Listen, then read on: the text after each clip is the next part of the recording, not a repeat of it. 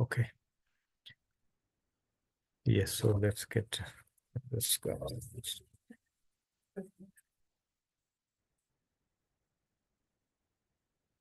Just trying to move things. Things are moving here and there.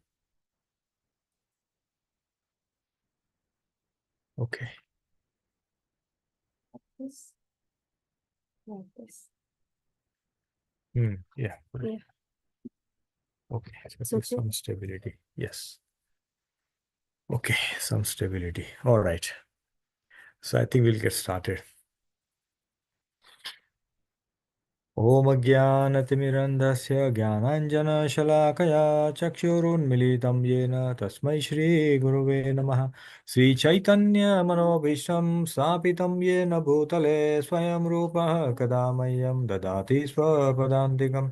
वन्देऽहं श्रीगुरुः श्रीयुतापदकमलं श्रीगुरून् वैष्णवांश्च श्रीरूपं साग्रजातां सहगना रघुनाथान्वितं तं सजीवम् साद्वैतं सावधूतं परिजनासहितं कृष्णचैतन्यदेवं श्रीराधाकृष्णपादान् सहगना ललिता श्रीविशाखान्वितांश्च नमः ॐ विष्णुपादाय कृष्णपृष्ठाय भूतले श्रीमते भक्तिवेदान्त स्वामिन्निति नामिने नमस्ते सारस्वती देवे गौरवाणी प्रचारिणे निर्विशेष शून्यवादी पाश्चात्यदेशतारिणे जय श्री कृष्ण चैतन्य प्रभु नित्यानंद श्री अद्वैत गदाधर श्रीवासादि गौर भक्तविंद हरे कृष्णा कृष्णा कृष्णा हरे हरे हरे राम राम राम हरे हरे हरे कृष्णा कृष्णा कृष्णा हरे हरे हरे राम राम राम हरे हरे हरे कृष्णा कृष्णा कृष्णा हरे हरे हरे राम राम राम हरे हरे। ओम नमो भगवते वासुदेवाय। ओम नमो भगवते वासुदेवाय। ओम नमो भगवते वासुदेवाय। हरे Krishna.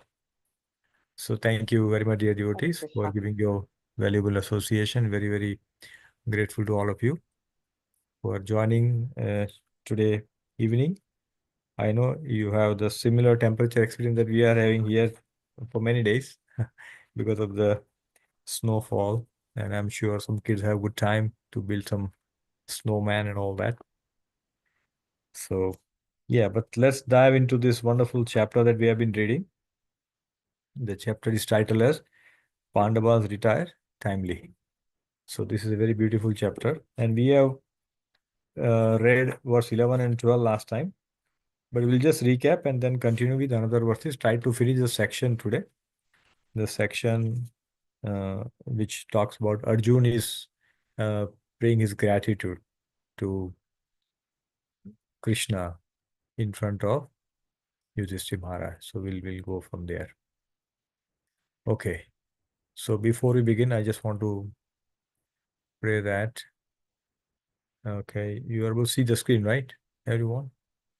Yeah. Okay. So let's get started with this. All right.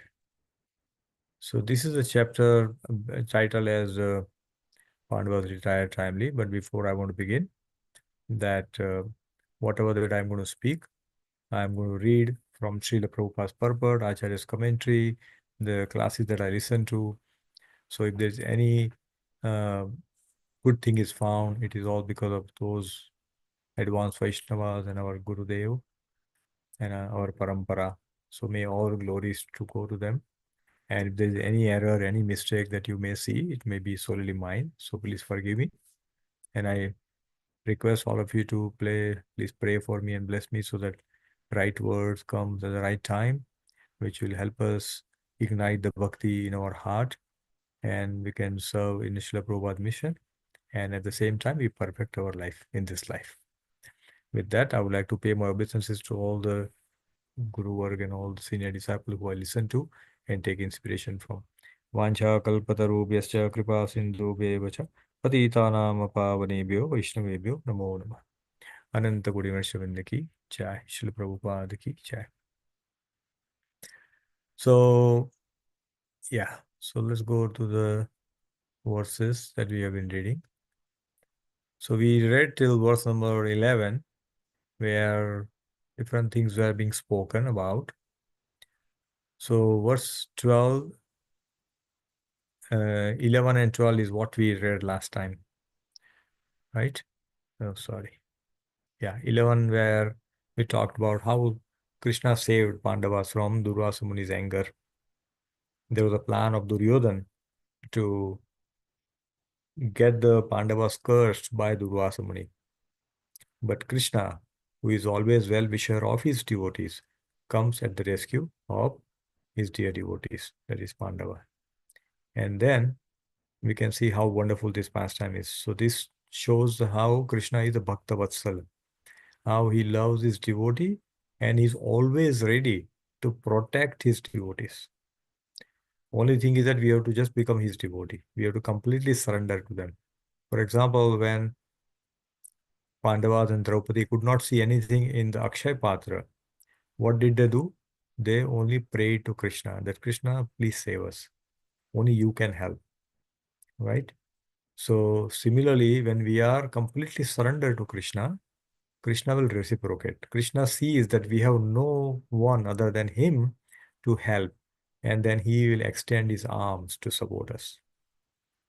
And we have seen it in time and again in every different devotee story that comes in Srimad Bhagavatam, where Krishna comes and saves his devotees.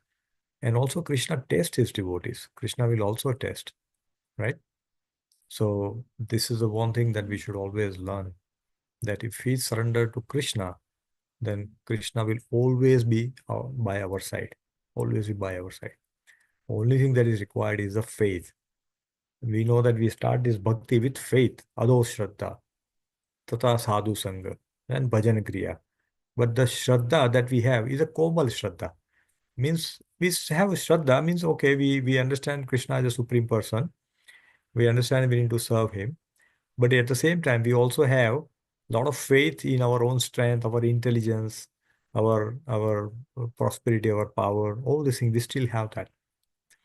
So because of that, what happens? The false ego creates a wall between us and becoming a pure devotee. So that false ego needs to be crushed, and that can be crushed by becoming very humble. And one can become humble by showing gratitude. When we show gratitude, one can become humble. And even before becoming gratitude, and then one can surrender. See, it's very difficult to surrender to someone. One cannot surrender just like that. But once one has a humility, then one can surrender. But how to develop humility is to have the gratitude. Gratitude is such an amazing pill that if one develops gratitude for anything that happens in our life, then they will be ever grateful to that. It is like that when we take a little bit from someone, we should be willing to give more to them. And always remember the little favor that they have. Our Guru Maharaj, His Holiness Radhana Swami Maharaj, was once approached by, the Janmashtami comes in Chowpatty temple, and a lot of devotee uh, donates because there's a lot of expenses, right? Everybody come, they want to purify the Lakshmi. Well, all of you also donate so much in our temple. So so there was a devotee who donated, and Maharaj was inquiring how's the donation going on, how we are doing the raising funds, and which is going to help the facilitate the Janmashtami, and so that they can serve the devotees. So Maharaj going says, and then somebody says, Maharaj, this devotee has paid only once, he is not coming, and we don't know. Maharaj says we should always be grateful to them. Please send them invitation. You see, even if they have paid once, we are eternally grateful to them. So what it means is that even a smallest favor done by anybody, we should never forget. You know, that's the way to develop humility. Because if we are grateful, then we become humble. And because of we become humble, we can do complete surrender. Surrender is not easy. Imagine bowing down in front of someone with full faith, saying that, oh, you take care. Is it possible? No, not possible. Very difficult. Our ego will say, "Arey, he's smaller than me. I'm richer than him. I have more knowledge. I can recite shloka nicely. I can do kirtan nicely. Who am I to bow down? I wake up in Brahma Murta. He doesn't even chant." So difficult to bow down in front of someone. But if we have the gratitude that, oh, he helped me, right? He or she helped me. That itself makes our heart soft. And only in the soft heart, like butter-like heart, Krishna can come and stay. Nobody likes to stay in, who likes to live in a steel walls? Nobody. We want a soft cushion, soft bed, everything soft, soft. Why? Because that's where you feel comfortable. Similarly, Krishna also wants to stay in a heart which is soft, comfortable. No malices, no wrongdoings are there. So here we can see how Pandavas are calling out in complete surrender, right? So that's what we saw. Then we saw in the next verse, I'm not going to go through verses, is about how uh, he fought with Lord Shiva. So anybody knows how what happened in this fight? I know we talked about it then briefly, but I don't know that we all remember why the fight took place between Arjun and Lord Shiva. Anybody knows? Okay. Okay, let me quickly narrate the story. So before the war was to begin, because there was war was inevitable. Mahabharat war was inevitable. So Yudhishthira Maharaj told that now that war is going to happen, we need to have the all the celestial Divya Shastra, all the powerful weapon, because their army was small compared to Kaurava's army. So if you are small and the enemy is bigger, then you need more power, right? Maybe you're small, but you need more power. So Arjun was sent in different places, Bhim, everybody was sent. So Arjun was doing one tapasya because he wanted Lord Shiva's weapon. So he was uh, he was doing meditating on Lord Shiva, and one Rakshas, one demon, he took the form of a boar, and he was making a lot of noise, which was disturbing Arjun's meditation. So Arjun opened his eyes and he got angry with that boar, and he took his bow and arrow and he shot to kill that boar so that he goes away. When he shot, at the same time, there is another bow also came and hit the same boar, same time, you know, and that was hit by somebody who's the tribal. He came, and then now both were claiming that I killed. Both were saying this is my kill, like that. And then that particular Adivasi or the tribe person was name was Kirata. So he was also claiming, and Arjun was saying, "No, I killed it." Now fight took place between them, and there was a very amazing fight. And Arjun couldn't defeat. It was difficult for him to fight. And then, uh, but with that, the way Arjun fought, Lord Shiva was very pleased. Lord Shiva was very pleased. And when Lord Shiva was pleased, he told him, "Whatever you want, I will give it to you." Then he asked that, "Please give me your Pashupati, you know, uh, Astra." So he got that. So now, what lesson we can learn from here is that a, a devotee, Krishna's devotee, pure devotees, they don't even offend the demigods. They know that demigods are not equal to my Lord, which is Krishna, but yet they do not even criticize them. They don't insult them.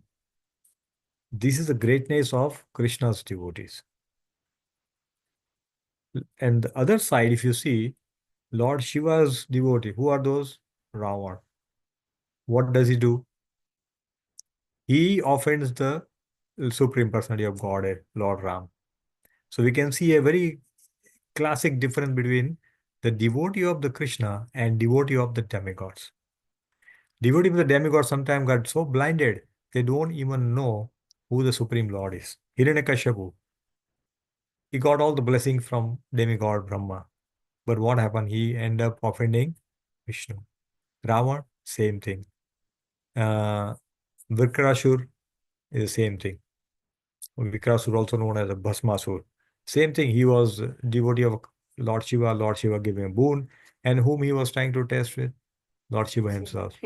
So we can imagine how these devotees of the demigods are very ungrateful. You see, they are very ungrateful. So we have to learn from these specific pastime is that we should always be grateful, never offend anyone. In fact, Arjun fought with Lord Shiva very diligently, with lot of grace, did not offend him. What happened? Lord Shiva was pleased with him. Lord Shiva was pleased with Arjun and he gave his own weapon. Where do we see this? So therefore, even if we have to have a disagreement with some devotees, even if we do not agree on certain things, even if we have a different thought of opinion, different process, we should still not offend anybody. We should try to resolve those issues in a very amicable way, in such a way that our relation does not get spoiled. Right? That's important. So that's what we can see from this verse number 12, where where Lord Shiva is very pleased, you know, and they always please Krishna because of this. So that's something we should always remember. Now let's go to verse number 13 because that's what we are going to start from today. So this is just a background. You know? So in verse number 13, Arjun remembers the killing of Nivata Kavach. There was a demon called Nivata Kavach. Now Nivata Kavach was a demon who lived in a place where nobody could reach. He lived in under the ocean. He had his own fortress where nobody could even go. So Indra wanted Nivata Kavach to be killed, and Arjun was doing. Now these Nivata Kavach are so powerful that one cannot find out. Number one. Other point was that they live in a water, so they have a lot of strength compared to if you are somebody is in a on a ground, right? So they will have that. Other person thing was that uh, yeah, there were 30 million demons, and they all have identical form, strength. This is the Nivata Kavach. So on the request of Indra, this story comes in Mahabharata. On the request of Indra, Arjun goes, fights with them, and kills all the demons. Right? And Indra was very pleased and he gives his weapon. What is the weapon name? Anybody knows? What is the weapon of Indra Dev? Vajra, Prabhu. Huh?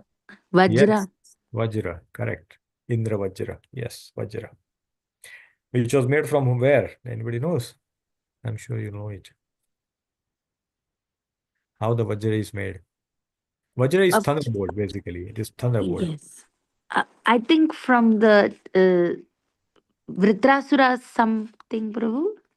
It comes in the Vritrasura story, right? Yeah, it comes in the story, but it is made from which material, from where it is made?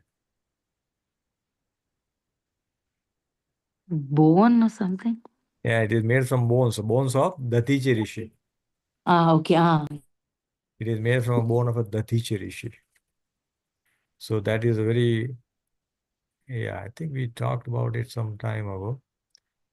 Yes, it is made from Datichi Rishi's bone. So, yeah. So that's a Vajra or Thunderbolt. It is called Thunderbolt in English. In Sanskrit, it's called Vajra. So very powerful weapon was given to Arjuna. So we can see how Arjuna is collecting different weapons by pleasing, not fighting and offending and stealing and all that. By pleasing. So they are what they are doing, they are giving the weapons and with lot of blessings. See, when we get something by pleasing someone, what happens? We get a lot of blessings. We can get things in a multiple ways. We can steal, we can fight and take it, or we can request and get it, and something which they give it with a lot of blessing. The best is they give it to us with a lot of blessing.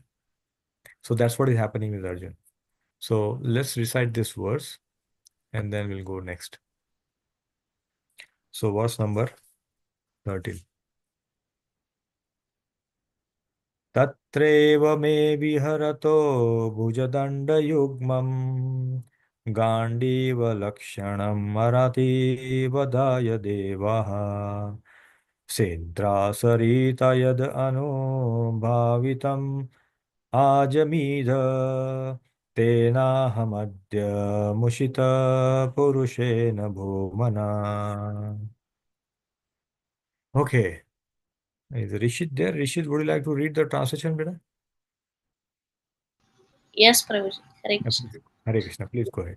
When I stayed for some days as a guest in the heavenly planets, all the heavenly demigods, including King Indradev, took shelter of my arms, which were marked with the Gandhivabho, Gandiva. to kill the demon named Nivatakchak, Nivatakavach, Kabacha. Nivatakavacha.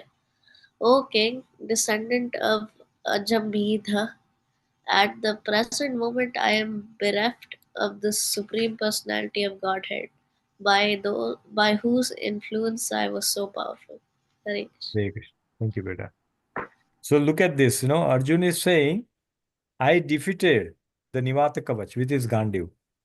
But what is he saying also?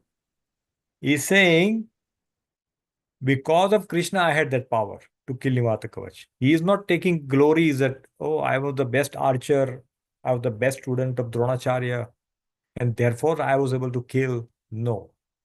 He's saying, because Krishna's blessing, I was powerful. This is the gratitude. Then everything that we do, oh, I am remembering, because of him, I was able to do this. So this gratitude is very important. So every day when we meditate on something, we will see that we are always indebted to this society. Always. Anything that we do, we are always indebted to this society. Whatever we do. And the society is again created by Krishna. So we are always, every day, we are indebted to Krishna. But the only thing is that we have to remember and say that it is all because of Krishna. Therefore, we should see Krishna everywhere. We should feel presence of Krishna everywhere through our gratitude. Krishna has given his warm house. So because of that, we don't have to go out in the winter. There is a snow out. It's very cold, but I'm here. I can do my bhajan. Just think about it, that if we have the weather which is outside and we have to chant, can we chant? Not difficult. We are trying to find shelter. So we should always be grateful to Krishna that because of him, we are in this country, we have a nice job, we are earning decently, which is giving us this home, which is warm.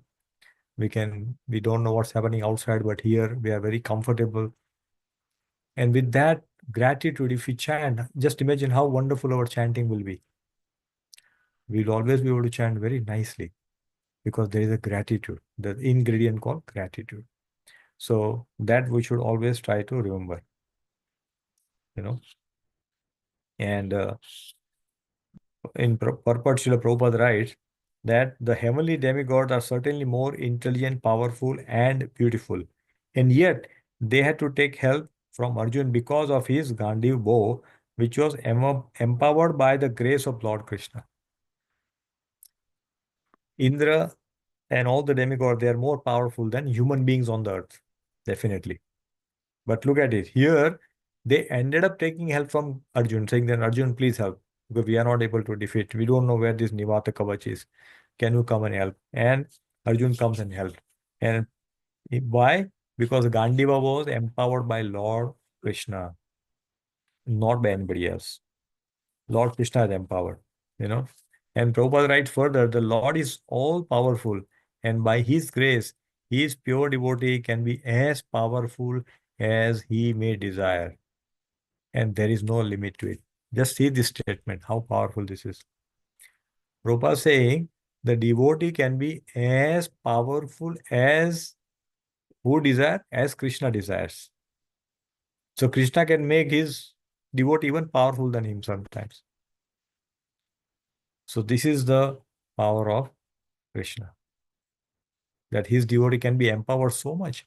Just look at the example of Srila Prabhupada. We all are sitting in North America, where when Srila Prabhupada came here, there was not a single Vaishnav in this entire continent, not a single Vaishnav. He came, he gave this bhakti, he made these temples, he wrote this book, he distributed these books, so that when we come here after 50, 60 years, then we have this bhakti. In fact, we all are like the children born to a billionaire, where they get everything ready-made. How many of us had put efforts in building a temple? How many of us have put efforts in going out in cold winter and doing book distribution to get money and run the temple? Look at this, what we have. We have got everything ready-made available, dear devotees. We have got temples. We have got books. We have got association. We have got prasad.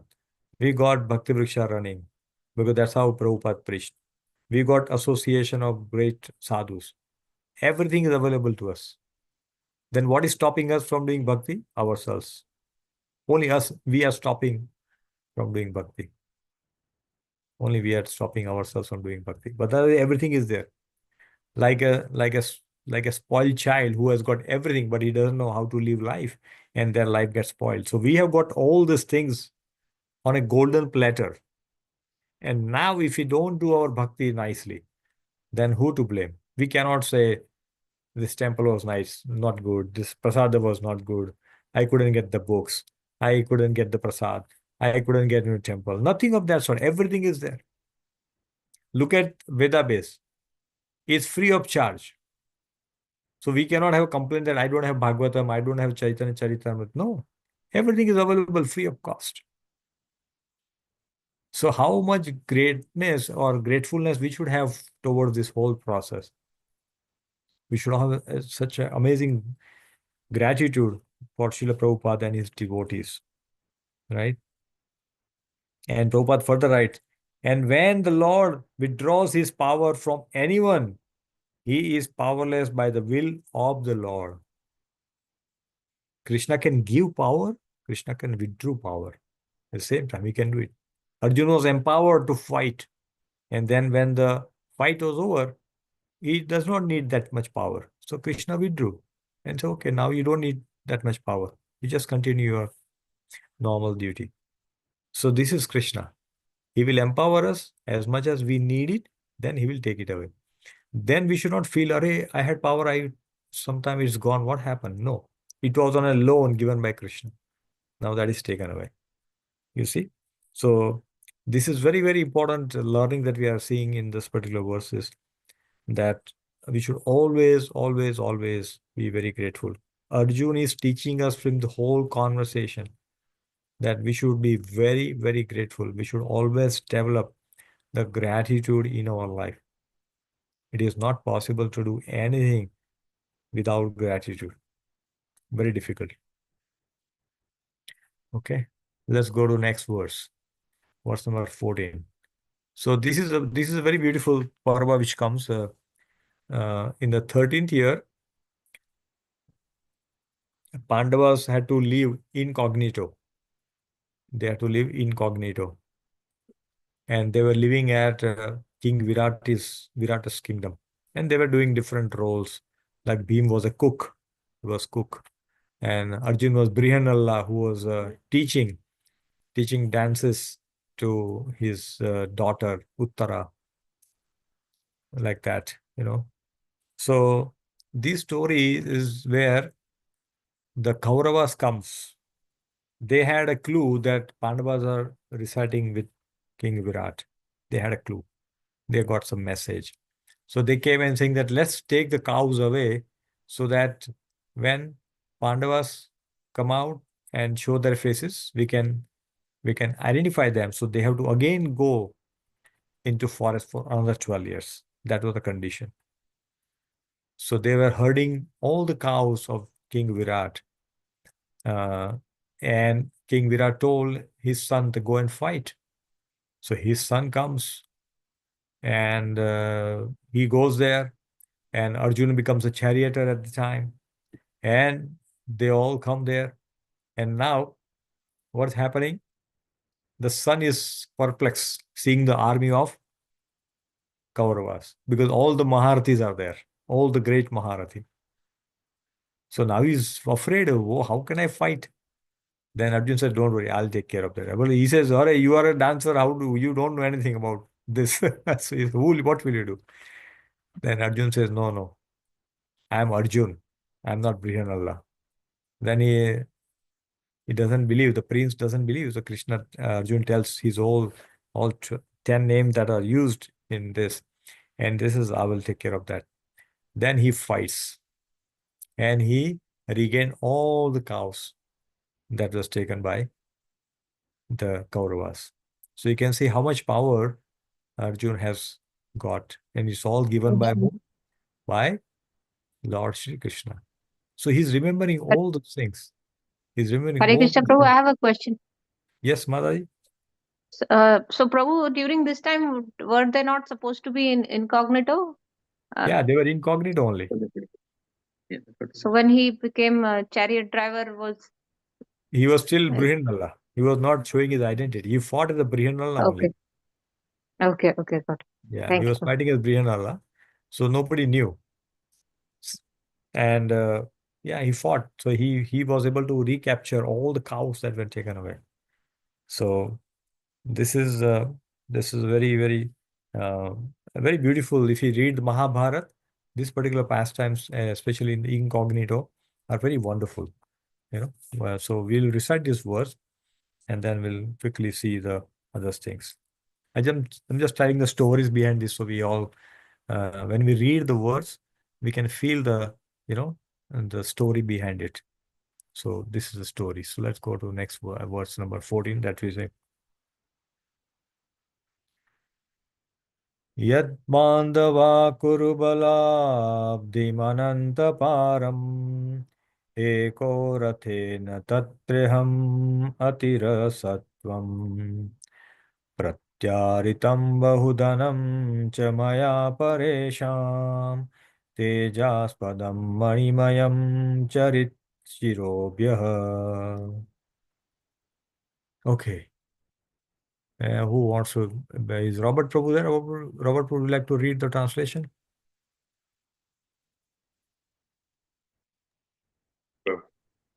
Translation.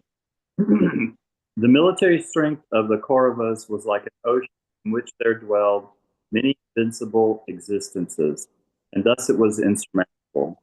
But because of his friendship, seated on the chariot, was able to cross over it. And only by his grace was I able to regain the cows and also collect by force many helmets of the king, which were bedecked with jewels that were sources of all brilliance. Hare Krishna. Thank you, Robert. So, yeah, so we can see here that Arjuna is again paying his gratitude to Sri Krishna. It looks that Arjuna was able to defeat Kauravas single-handedly. At that time, there were no other warriors. Only Arjuna was there. He was able to fight and defeat all the Kauravas. And it's mentioned Kauravas, they were like an ocean, so much big army. But still, he was able to defeat them. Why? By the grace of Krishna. By the grace of Krishna. So he's remembering that. And in a purport, Prabhupada writes, yeah, so here, uh, on the Kaurav side, there were many stalwart commanders like Bhishma, Drona, Kripa, Karna, and their military strength was as insurmountable as a great ocean. So these all were there.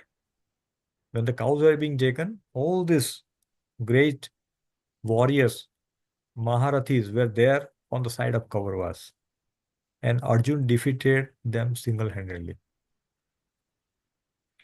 And yet it was due to Lord Krishna's grace that Arjun alone, sitting on the chariot, could manage to vanquish them one after another without difficulty. So we can understand when Krishna empowers his devotee can achieve anything in their life.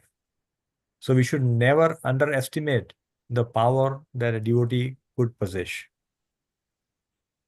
Just think about something that Srila Prabhupada achieved at the age of 70. It is unheard of. It had never happened in history, and it will never happen in history also.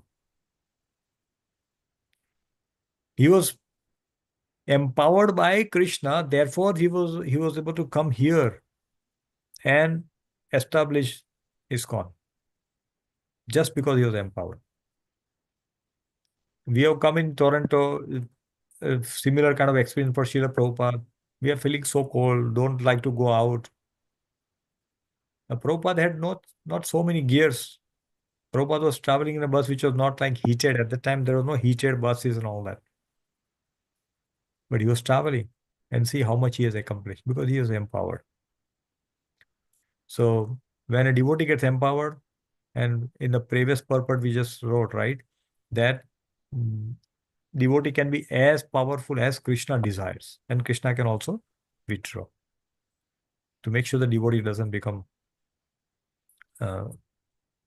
puffed up. And so that's what it is there.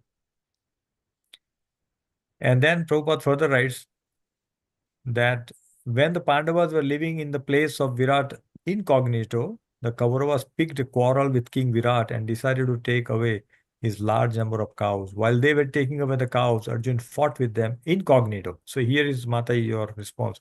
Here's Prabhupada writes that he fought incognito and was able to regain the cows along with some booty taken by force, the jewels set on the turbans of the royal order.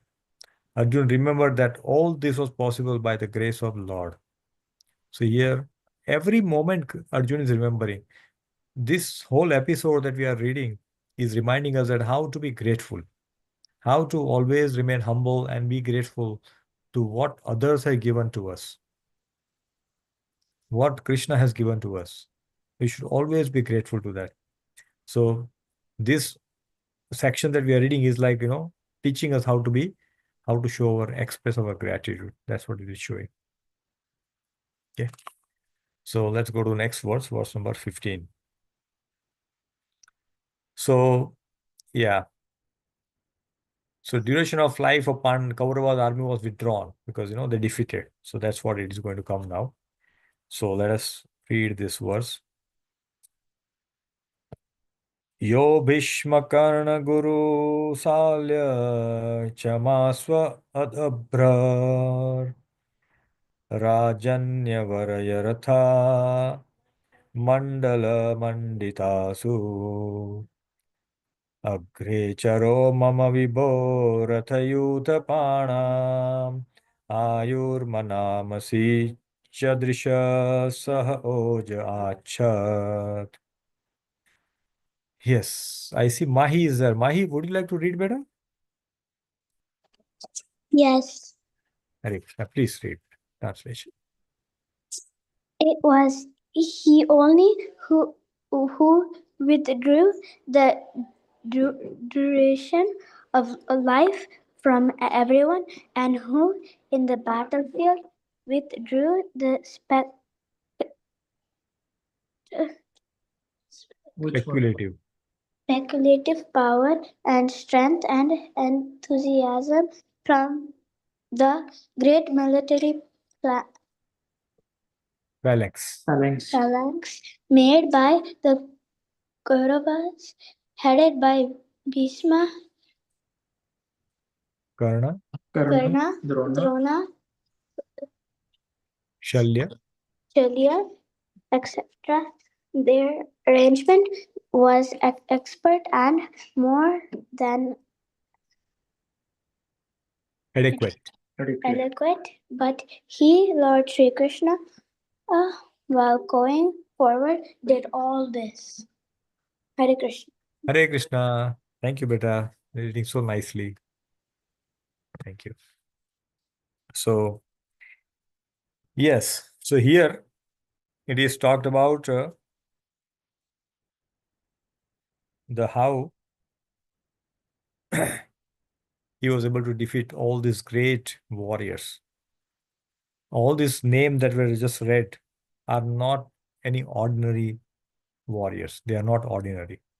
They are amazing, especially Bhishmadev. He's such a great Maharathi that he could fight with 100 Arjuns at the same time. That was his power. But still, these were defeated. So we can see from this example that if Lord empowers, a weakest devotee can become the strongest among whole assembly, become the strongest, and nobody can defeat them because Krishna is empowering. So when Krishna empowers, anything and everything is possible. We cannot think that how is this possible? It's all possible. Krishna is the controller. Krishna is the supreme controller of the entire cosmic creation, the whole universe. He is the creator. So he is a controller. So he can do anything. So that's a power which is being shown here. Here, the story of Prahlad Maharaj is given in the Prabhupada writes in the purport. So let's go through the purport quickly and see. It's a long purport. I won't read whole thing but you all can read because there are a lot of important points. Purport runs into 4 pages actually. It's a very long purport. It's a very interesting purport. We'll just read some brief point before we go into the next purport. So here Prabhupada writes in the purport, the history of Prahlad Maharaj, the great devotee of Narasimhadev, is narrated in the 7th canto of Srimad Bhagavatam. Prahlad Maharaj, a small child of only 5 years, became the object of envy for his great father Hiranyakashipu, only because of his becoming a pure devotee of the Lord. The demon father employed all his weapons to kill the devotee's son, Prahlad, but by the grace of the Lord, he was saved from all sorts of dangerous actions by his father. So here, all the various actions that were taken by Hiranyakashipu are explained and how Prahlad was saved. Prahlad is just a 5-year-old child. 5 year, how much strength a child will have? If a father wants to beat a child, father has all the strength, weapons, everything. The child doesn't have anything. Child can only probably pray. And that's what Prahlad did. He was always remembering Krishna at all the time. Always remembering Vishnu. Always. Come what may. So here Prabhupada writes that thus no one can kill the devotee of the Lord. Similarly, Arjun was also saved by the Lord, although all dangerous weapons were employed by his great opponents like Bhishma. Look at this. Prabhupada writes right word, Bhishmadev. Bhishmadev also had so much power that he could kill 100 Arjun. But here he could not even touch Arjun. This is the power of a devotee. So if we become a stronger devotee, if we become a pure devotee, that should be our aspiration in this life, that I want to become pure. Not that Krishna will protect me. That is not the whole thing. This happens as a byproduct. It is not because of this that we can tell others, see how Krishna saved me. No, it's not for that purpose. Our purpose to become devotee is to serve Krishna, to assist him in his mission, whichever way possible. Now we may think, what can we assist? Yeah, just immediately recall the incident of a squirrel who was assisting Lord Ram's army in building the great bridge from India to Sri Lanka. What was her contribution? Just putting some dust. How much it was compared to what Hanumanji was bringing? Nothing. But still, Lord was very pleased because that was a genuine and sincere effort. So when we genuinely, sincerely serve any devotee or help in Krishna's mission, Krishna is very pleased. Sometimes we see on the book distribution, people are distributing hundreds of books every day. And maybe someday Sanvi or Mahi will go and say, Prabhuji, take book. And they may be able to sell one Bhagavad Gita to someone. Krishna will feel that their contribution is much more than other devotees. Because they have no ability to sell or give Bhagavad Gita, but they went out and they still did this service. So Krishna becomes very pleased with this. Krishna doesn't look at how much we are doing. Krishna look at how we are doing, what intention, what is the emotion when we do that service. Are we trying to do so that people will see me and people will glorify me, or I'm just doing my service? Even if I don't get any kind of credit, I'm still okay, because it is between me and Krishna, nobody else, right? It is me and Krishna, and then we do our duty, and that will make us very humble. Because every now and then, if we want somebody to see what I'm doing, oh, I'm cleaning kitchen vessels in the temple, people should see me, like that. Or I'm sweeping the floor. Nothing of that sort. We just do our service as a matter of our duty, saying this is my duty, as a matter of love. I love Radha Madan Mohan Ji, so I want to serve Radha Madan Mohan Ji and his devotees. So whoever comes, I will serve them, and then life become perfect. These actions looks very simple, but they are very powerful, dear devotees. Very, very, very powerful. Very powerful. Right. And then in the purport, Prabhupada writes about, various feature of Karna, Bhurishwara, and all those things. So we'll not go through each and every character, because this shows how powerful they were.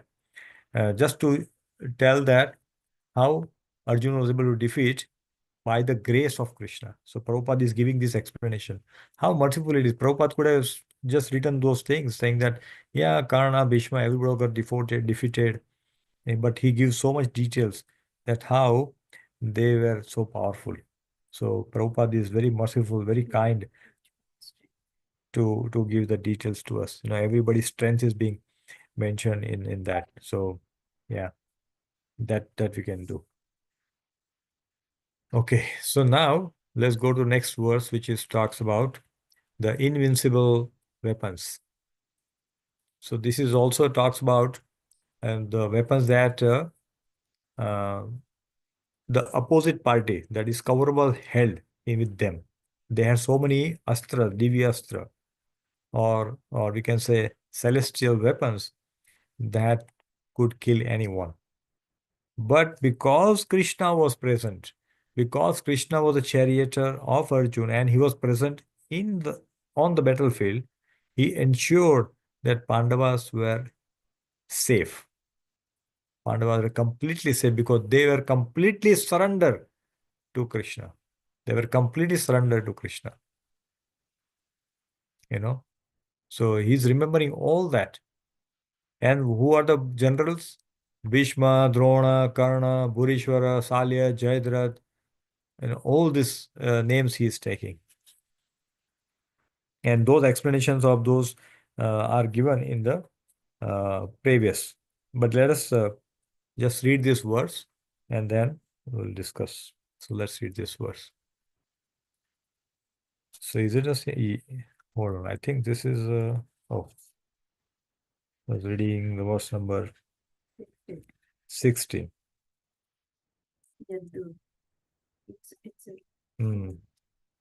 Okay. Bhishma Karna, yeah, I think this one. Okay, let's read this verse. Yaddoshumaapanihitam Guru Bhishma Karna. Guru means Dronacharya is Guru. Yes. Yaddoshumaapanihitam Guru Bhishma Karna. Nripte Trigatra Salya Saidava Bahil Kadya अस्त्र्यणि अमोघमहिमानि निरूपितानि नोपाश्रितेषु नरहरिदासम् इवासुराणि. Okay. Yes, Puja Mataji, or I think this is Akshaj. Yeah, kids are here, Prabhu. Yeah. Abha or Akshay, both are here. Yeah, one of them can read Mataji. Hare Krishna. Great generals like Bhishma, Drona, Karna, Bhuri, Shava, Sushrama, Shalya, Jaladratha, Jayadratha, Balika, all directed their invincible weapons against me. But by his Lord Krishna's grace, they could not even touch a hair on my head. Similarly, Prahlad Maharaj and the supreme devotee of Lord Nrsimhadev was unaffected by the weapons the demons used against him. Hare Krishna.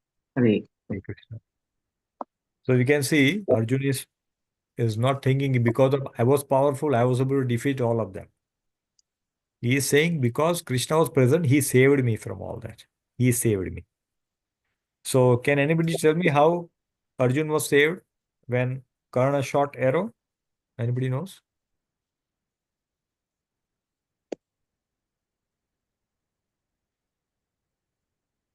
His by Hanuman. I don't remember that by Hanuman's grace. No, exactly what happened. How Arjun was saved when the Karna shot an arrow and that was deadly.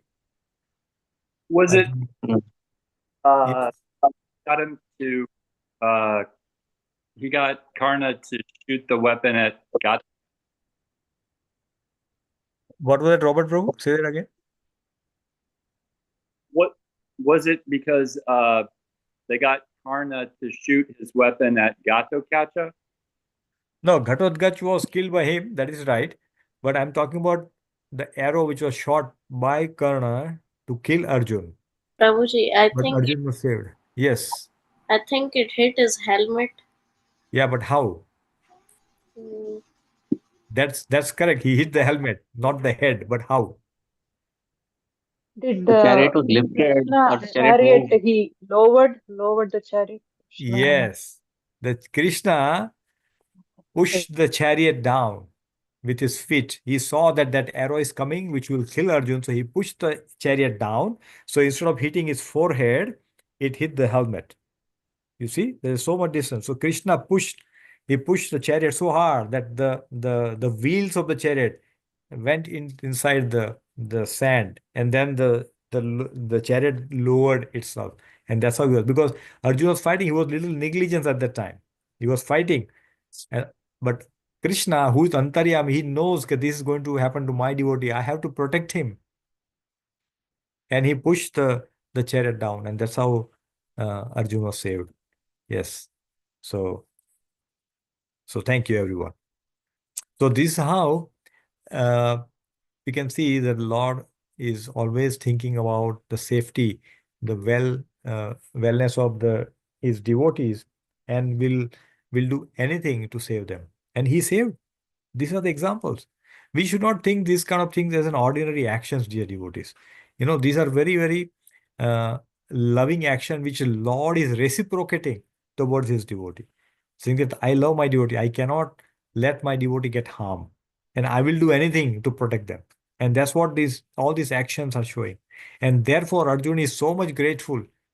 He is thinking about the Lord in everything that he is speaking. He's saying, my Lord, you are such an amazing that, and he's crying that now he is not there.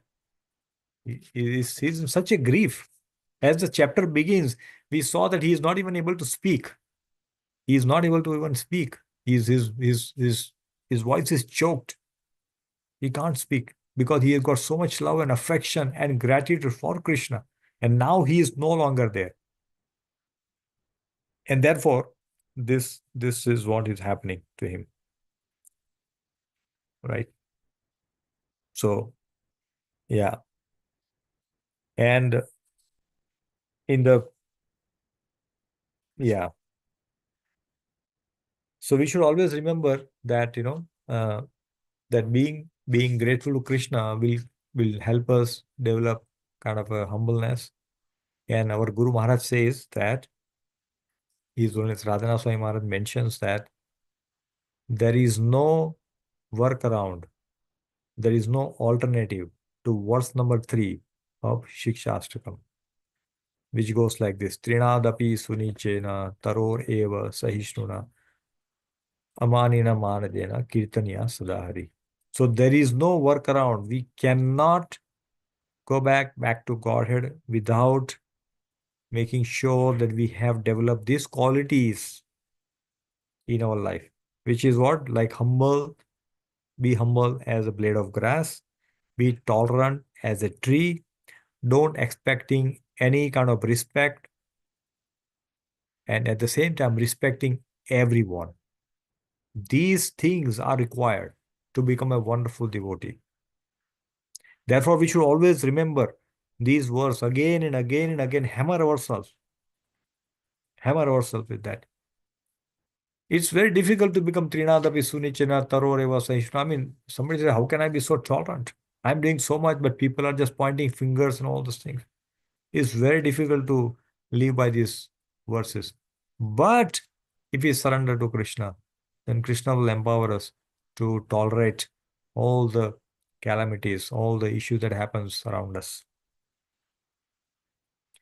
So that day I was, listening to one class by um Swayam Bhagwan Keshav Maharaj. He was live, and I was lucky enough to see that.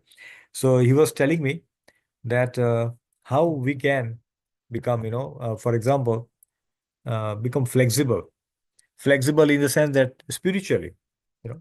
So he was basically talking about that sign of somebody who is physically fit. Sign of someone who is physically fit is that he is flexible. His body is flexible, right? Somebody is heavy, and they cannot even bend down and all that. Obviously, they are not fit in a perfect health. But somebody is physically fit, his body is very flexible. Similarly, how do we find out that somebody is uh, mentally fit? How do you find out when somebody is mentally fit? Any responses?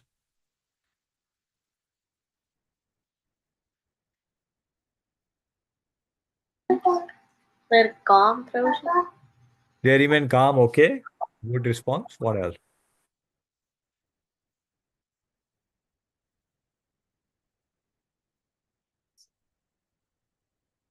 Toilet and situation, yes. Question, please. We lost my phone's connectivity.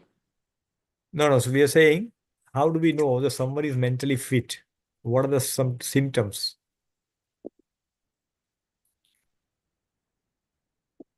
Somebody is mentally, They're humble. yeah, humble, tolerant, but what else? Give me something more. There's probably they're stable, make some, decisions like calm, like patiently they take decisions, not like rush. Yes. Not agitated. Yes, all good. Yes, all are good and correct answers. So, not getting angry. Mata is saying not getting angry. It's all good. So basically, Maharaj was mentioning that somebody who is mentally fit, we can find out that they are flexible to ever-changing situations around us. So when they are flexible means what? They are always calm, thinking, okay, things have changed. No, I don't have to worry. I don't want to get angry, right? If things have changed, I just have to accept it and just move around this. So we should try to become like that. That ever-changing environment is always going to change around us. Always going to change. And we cannot escape from that reality, right? We came from warm weather in Atlanta to this very, very freezing weather. So that weather is going to change. I mean, I have control? No. But can I stop doing bhajan? No, I have to chant my round. I have to do the arti. All this has to happen. So we have to do it. And other thing situation that Maharaj was telling that those who are fit mentally, they don't see the changes as problems, but they see them as opportunities. They don't see changes as a problem. See what happens. We see change as a problem because it's very difficult to accept any change in our life. The human body is designed, mind is designed in such a way that whenever there is a change, we want to resist, saying that no, this not. I'm comfortable in this life. I'm comfortable this way. Let it continue like that. Any change, we want to reject it. We don't want it. But Maharaj was mentioning that those who are mentally fit, they don't see changes as a problem. They see change as a wonderful opportunity, to advance spiritually. And in fact, that the Jai Sri Radha was mentioned, she read one quote of our Guru Maharaj, and that's very profound, dear devotees. Maharaj was saying that there is no circumstances or condition in this material world that should stop us from doing our bhakti. There is no circumstances or situation in this world that should stop us our bhakti. We should not have anything. We should not have any obstacle doing the bhakti. oh, it's too cold, it was snowing today, I couldn't chant, I couldn't wake up. No, we cannot have any such excuse, because we have to do this. We have to read. We have to read whatever sadhana that we have planned for every day. We should do that. We should always do that. So that is what Maharaj was mentioning. It was very, very, very great point that he was mentioning. It was basically a response to somebody's question in the class. So he was mentioning that. Now let's go to verse number 17. So this is a very beautiful verse. Okay. The enemies neglected to kill me. Now here, basically what is being talked about? Let's go about that. So this verse talks about this. Anybody knows what the situation is from Mahabharata? You can see this picture, right?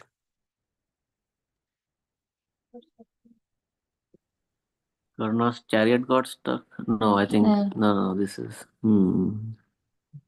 This is not So Karna. all So the this is a Krishna taking care of the horses after they're wounded. correct, and that's Arjun sitting, standing on the floor and fighting. You can see this. This is Arjun standing on the floor and fighting. Okay, so let us read this verse and then we'll come back here. Let's read this verse. Okay, so let this verse, and then we'll come back. And there's a question coming for all of you, so please be prepared. Okay, verse number 17.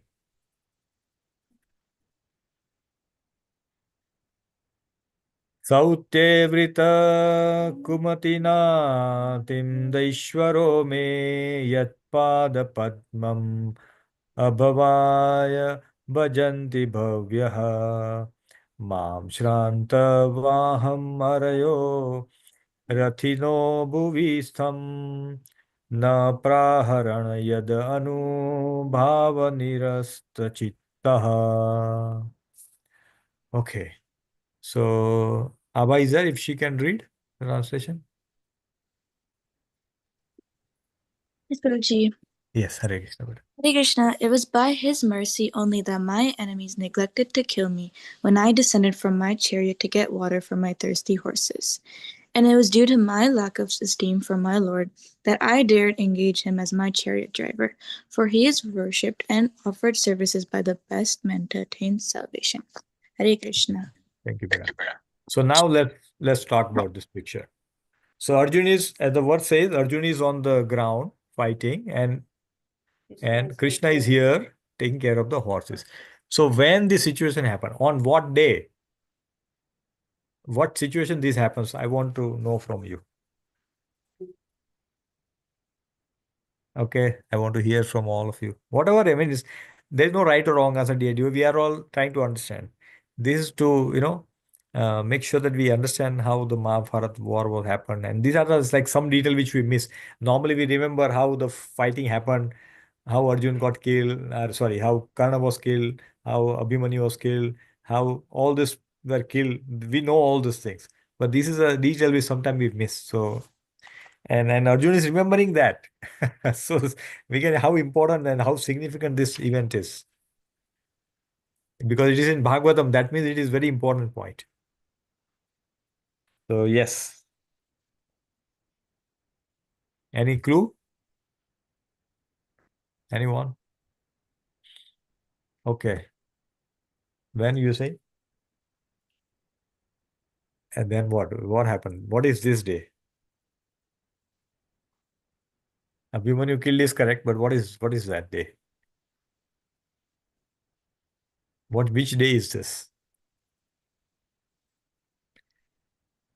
Okay, so this day was after Abhimanyu was killed. And when Abhimanyu was killed, what did Arjun say? That before sunset, I will kill Jayadratha, correct? So he was fighting so furiously on that day. And who was Maharathi, or who was in charge of the Kauravas army? Dronacharya. So how he set up the army? Normally, army is like scattered and they're fighting from all the directions. Okay. But today, especially, they put it like a one line. one big light. So Arjun has to fight all of them, and Jayadratha was far behind the whole army. That means if Jayadratha has to be killed, Arjun had to fight with Dronacharya, Karna, everyone, and go behind to kill Jayadratha, which was very difficult. So all the horses got wounded, they were bleeding, they were tired. So Krishna tells, Arjun, we have to give some rest to all these horses. They cannot survive. So Arjun created a pond with his arrow. He created a pond and created this wall, as you can see, around them with his arrows, so that no other arrow can come down. So Krishna went there. They were, making sure that the horses drink water while Arjun was fighting on the ground. He was on the ground, and all the enemies were in the chariot or on the elephant and things like that. He was standing on the ground and fighting. So that is what is depicted here. And in this whole situation, what was happening is that as Krishna was taking care of the horses were revived through the wounds. All the wounds were going. They were becoming again powerful. He was feeding all of them. And then, so just imagine somebody who is on the ground and fighting with somebody on the chariot is not easy. It's not easy. But he was fighting, and he is saying, they missed. He's saying, he's saying that all the enemies neglected him to kill. See, Krishna is how he makes other bewildered, that they forget to kill him. Otherwise, it is a short shot. Like, you can kill somebody is on the on the ground. It's very easy to be killed by the charioteer.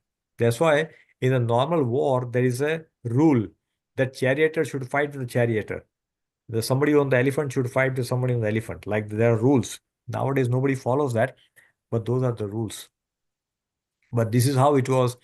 The fight was taken place, and Jayadratha was far away.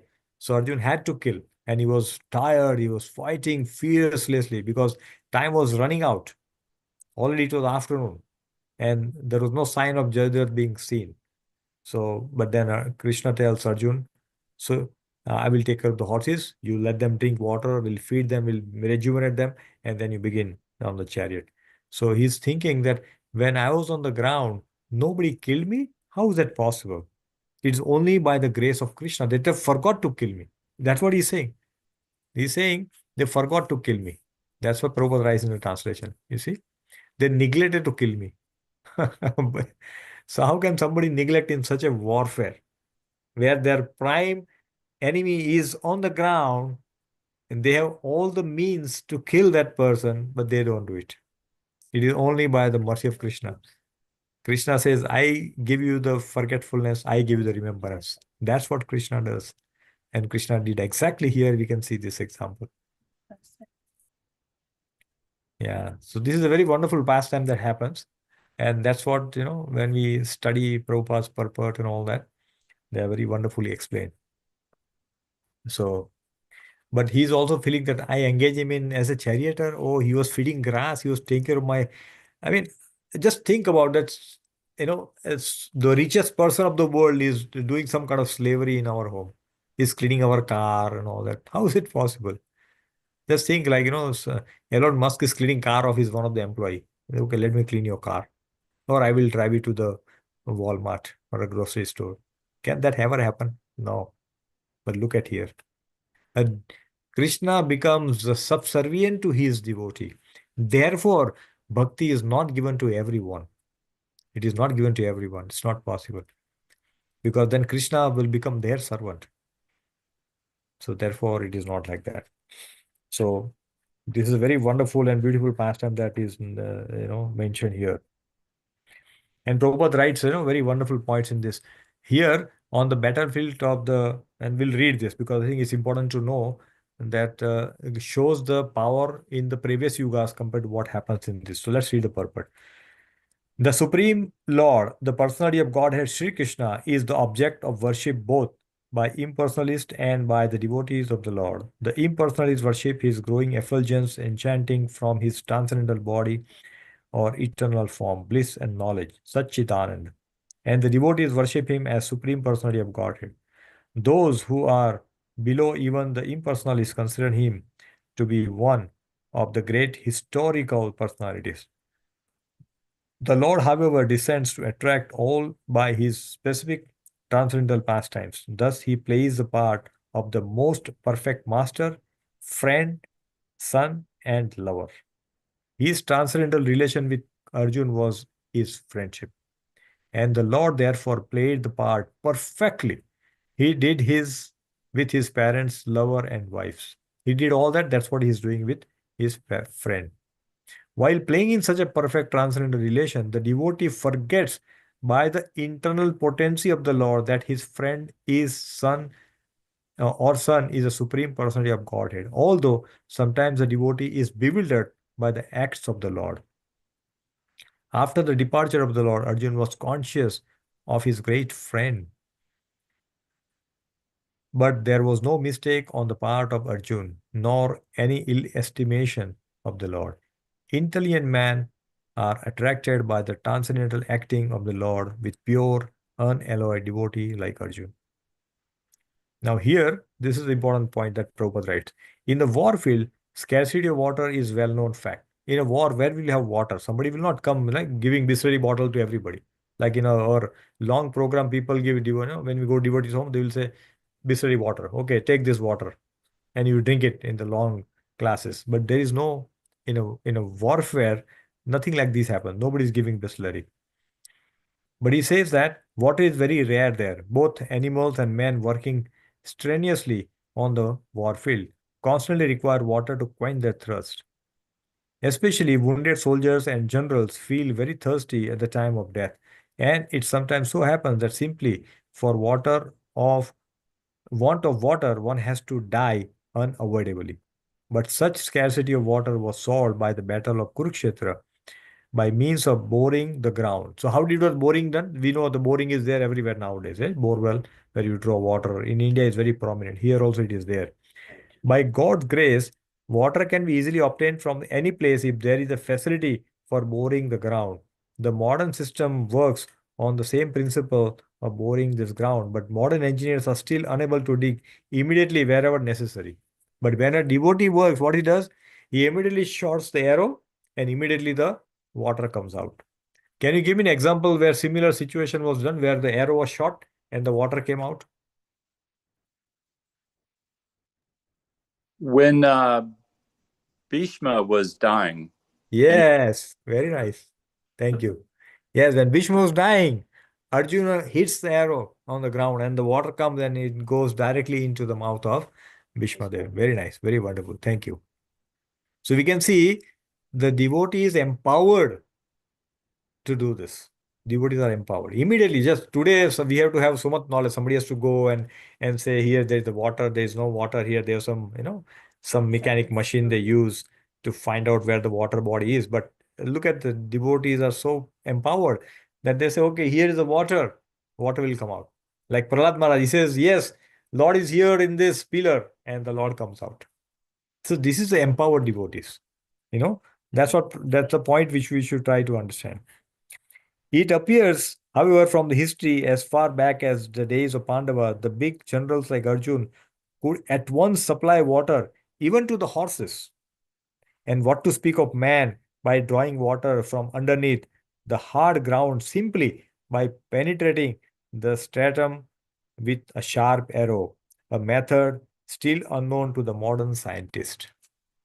So these are the power which is given to the devotees. Nobody can just do like that. So we can see how amazingly Arjuna is empowered, and though he is so powerful, he is not forgetting Krishna. He is in fact giving all credit to Krishna. The Krishna, only because you were there, I was able to do that. Only because you were there, I was saved. Only because he was there, I was able to kill. He is remembering only Krishna, showing all gratitude towards him. So all these purports are telling us, all these verses that we read from 7 to 17, those 11 verses are full of prayers of gratitude of Arjun, saying that I had this power, but because because Krishna, you gave me, I was able to defeat all the generals. Arjun is praying to Krishna saying, or Krishna, because you were there, I was able to save these cows. Because you were there, I was able to kill the demons. We can see how grateful Arjun is. And no wonder why he's so loving to Krishna. He's loved so much by Krishna. So if we want the love of Krishna, then it is our time to express our gratitude to whatever that Krishna has given to us. Whatever that Krishna has given to us. Right? So this brings an end to this particular section that we were just reading. And I think we'll continue from next week. There's a remembering intimate moments of Arjun feels void. So that we'll start from next week. Next week, again, we will have a virtual class because Sanatan Prabhu is going to come in Atlanta on 22nd of January. So next week, we'll continue to be online. If weather permits, if you all want to assemble in some place, feel free to do so. But otherwise, we can have the same way that we have done today. We can be in your homes and we can continue study of Srimad Bhagavatam. We'll start from verse number 18 and we'll try to complete this section 18 to 20. About 6 verses are there. So we'll try to cover that entire section in the next class, next Bhakti Ruksha session. So we'll pause here and see anybody has any question, comment, or any correction that we have just spoken. Hare Krishna. Vancha kalpatarubhyascha kripa sindhubhyeva cha patitanam apavanebhyo vaishnavebhyo namo namah. Anant Koti Vrinda ki jai. Srila Prabhupada ki jai. Granthra Srimad Bhagavatam ki jai. Gaura Bhakta ki jai. Hare Krishna. Hare. Hare Krishna, Prabhu. Hare Krishna. Just a small thought which came when we were reading all these verses. Like Yes. how Kunti Maharani, she also does the same thing. She lists out all the events where Krishna protected her, right, in the stuti. Yes. Like mother, like son. Arjuna is also doing the same thing. He's also Yes. he's very specifically, listing out everything. Everything. And like one of the classes also you mentioned that we should have a gratitude book Yes. where we need to write Every all day. of this. Yes, every day. See, so much things are there. Like we are here, and I'm giving my example here because we are experiencing the first-hand gratitude is that every day devotees are bringing prasad cooked from their home. And it's not like cold, it's hot prasad. In this winter, we are getting hot prasad in hotel. Can you imagine? So I'm saying how Srila Prabhupada has created this amazing society, and I was always feeling gratitude for devotees in Atlanta also that they will also bring when somebody is not well, they will bring nice prasad in homes, you know. But here the condition is very different. The weather is so harsh, yet people are able to do the seva. So we are very eternally grateful to Srila Prabhupada for, showing us this part, the wonderful heart of the devotee. So, and these are senior devotees, but they are bringing, and we have never met them. We have never met them. We just came here, one devotee knew, we just spread word, and they're giving us prasad. Somebody is going to temple in the morning and bringing prasad, so we get some nice hot breakfast. So it is all gratitude, Mataji, and everyone that only keeps us going. And as we take service, it becomes our duty to serve others when the opportunity comes. It's important for us to serve. Like, a story of